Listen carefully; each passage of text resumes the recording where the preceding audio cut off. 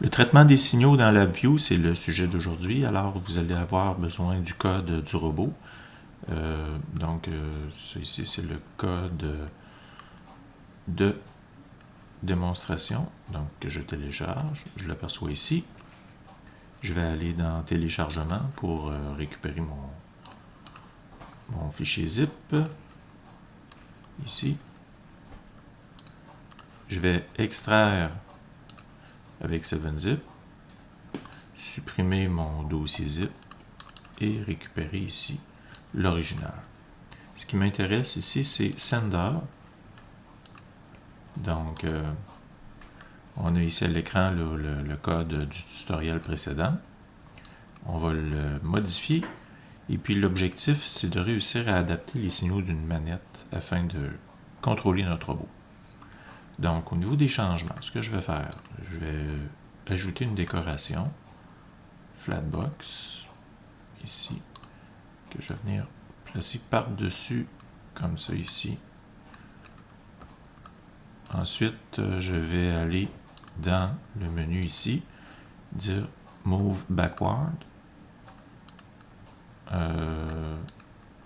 Back, ok, comme ça. Finalement, je sélectionne tout. Et, oups, j'en ai trop pris, ça ici.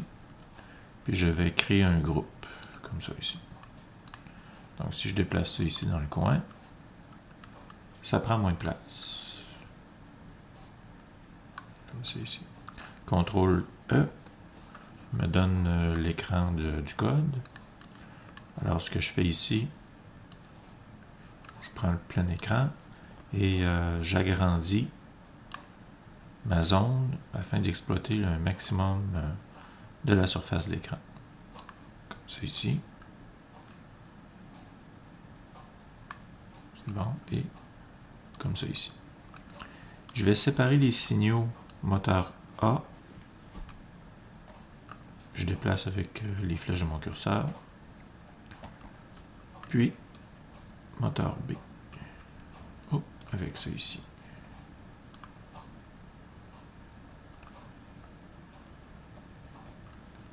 Comme ça. Là, ici, il y a des fils qui se croisent. Clean up. OK. Donc là, mes signaux sont faciles à comprendre. J'ai séparé le moteur A, le moteur B et le servomoteur. Ce que je vais faire, je vais changer pour des indicateurs. Donc, mes commandes deviennent des cadrans. Comme ça ici. Puis ensuite, ce que je vais venir faire, je vais venir me placer de nouveaux curseurs. Donc, un vertical pour l'axe Y, pardon. Et puis, un autre ici à l'horizontale pour axe X. Comme ça ici.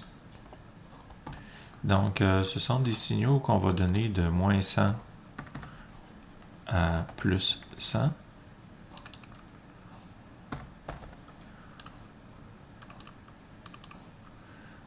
Moins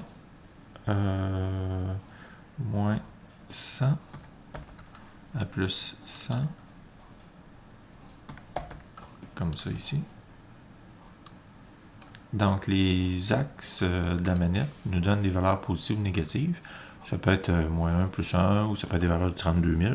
On les adapte là, selon une formule mathématique tout simplement multipliée. Alors ici, nous avons à l'écran le projet LabVIEW et nous avons à raccorder là, les fils de données provenant des axes X et Y afin que les moteurs et les directions se comportent correctement.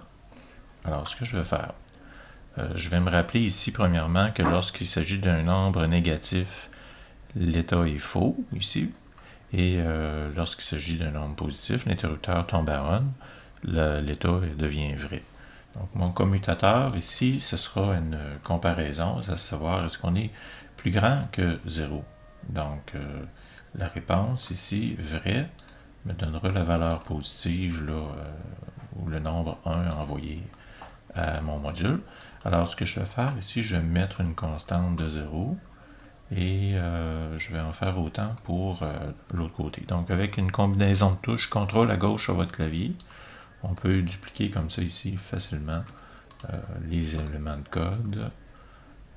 Et on obtient ici comme ça, ok, deux commutateurs, vrai ou faux. Comme ça. Un petit peu de décoration, un petit peu de ménage. Bon, donc ça c'est fait. On vient tester la valeur de y. Alors ici, je vais me raccorder aussi à mon moteur. Comme ça. Puis, on va venir vérifier si ce qui arrive d'ici, si c'est plus grand que 0. On va commencer avec ça. Donc, le curseur qu'on utilisait dans le dernier travail, oups, ça c'est l'axe des X, je me trompe. Comme ça ici. Donc, je teste. Ah, ici, j'ai mon fil brisé parce que j'ai une partie du code qui n'est pas reliée. Donc, comme ça, ma flèche maintenant est complète. Donc, play. Alors, qu'est-ce que je vois ici? Je vois une valeur Y positive. Les interrupteurs sont à on. Puis la valeur positive est acheminée aux deux moteurs. Ça, c'est excellent. La valeur négative, les interrupteurs tombent à off. Et, là, j'ai un problème. J'ai une transmission de données qui contient une valeur négative. Alors, la valeur négative est acheminée. Et ça, il ne faut pas que ça se produise. Donc, je vais faire stop. Et je vais placer ici un bloc. Je vais avancer tout ça dans un premier temps. Puis, je vais placer un bloc valeur absolue. Donc, ici, je dirais insérer ici le bloc absolute value, comme ça. Et mon signe négatif ne devrait plus apparaître. J'ai placé ça un peu serré, c'est que je me déplace, comme ça et comme ça. Puis ici, comme ça et comme ça. Tiens, pourquoi pas sélectionner les 4 blocs et m'aligner à gauche. Les 4 blocs vont être alignés verticalement. Comme ça. Puis en faire autant avec les 2 zéros. Ce serait pas mal. Comme ça. Donc, allons voir qu'est-ce que ça donne. Donc, les valeurs positives fonctionnent, les valeurs négatives fonctionnent elles aussi, puisqu'on a ici une valeur de 55 là, qui correspond à l'absolu de moins 55. Donc, jusque-là, ça va bien.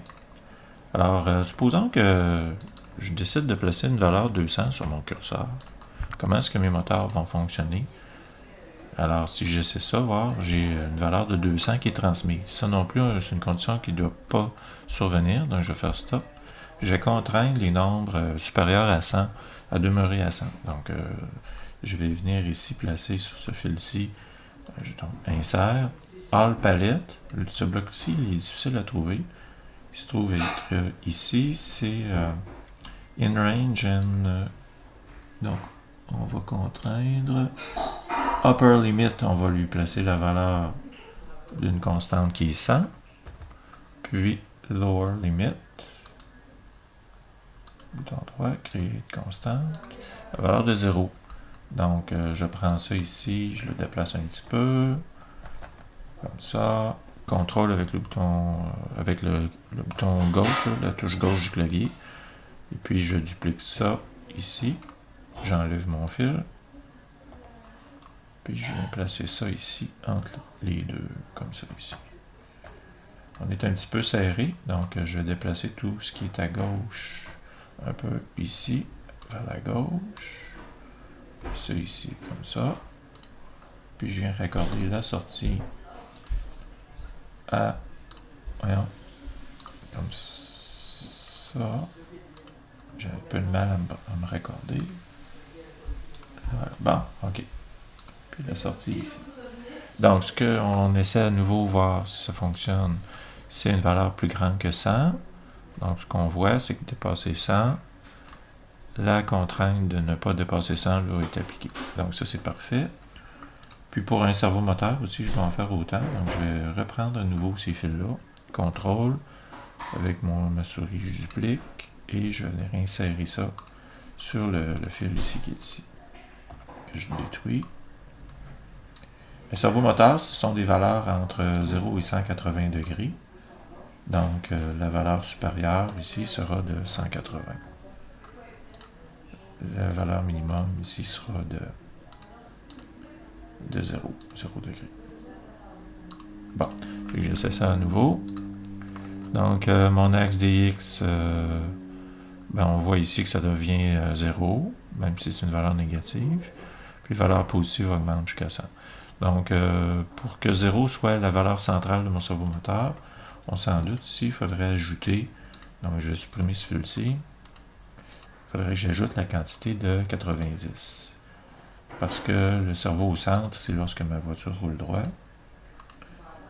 Donc, ça ici, créer une constante de 90. Et ici comme ça. Peut-être ici, on se fait un petit peu d'espace. Clean up wire. Comme ça. OK. Donc, je réessaie une dernière fois. Ouais, donc là, ça c'est déjà mieux. Donc, ce qu'on voit ici en bas, là, la dernière donnée transmise, c'est une valeur qui se situe entre 0 et 180. Puis lorsque je suis au centre, donc j'ai la valeur de 90 degrés là, qui est transmise. Dernier point, donc je fais stop, je ramène la valeur à 100. Dernier point, c'est comment pouvons-nous moduler la puissance du moteur.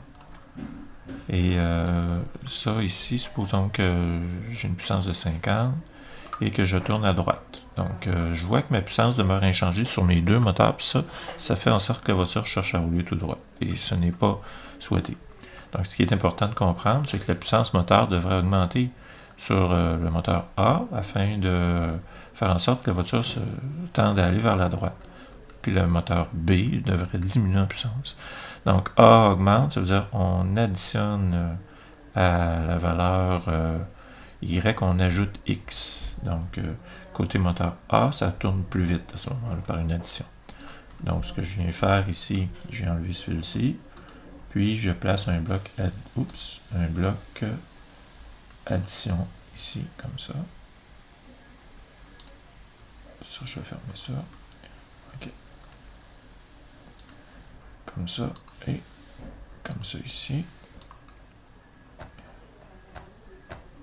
Et je viens ajouter donc la valeur de X ici. Oups, la valeur X, voyons. OK, je teste ça, voir. Donc si je me déplace, ce que je vois ici, c'est que vers la droite, mon moteur réagit bien. Par contre, si je tourne à gauche, évidemment, la puissance de B demeure inchangée. Donc, ce qu'on va faire, on va refaire le même processus. Si je tourne à gauche, puis que j'ai une valeur négative de X, je voudrais voir ma puissance B augmenter.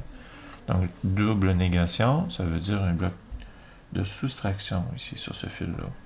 Donc, soustraire une valeur négative, ça se trouve être la même chose qu'une addition. Donc, celui-ci, comme ça, ma valeur de l'axe et la soustraction avec la valeur de X. On essaie ça, voir. Donc là, ici, on voit que lorsque je suis au centre, ça va bien.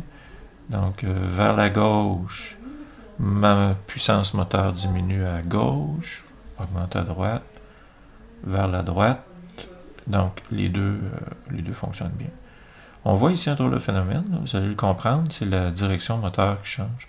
Donc à un moment donné, si je mets ma puissance moteur à 0, puis je me déplace seulement sur l'axe horizontal de ma manette, ce qu'on voit, c'est deux puissances moteurs égales, mais avec des directions opposées. Donc ça fait un pivot. Le robot, à ce moment-là, se trouve à tourner sur lui-même. Donc ça fonctionne très bien.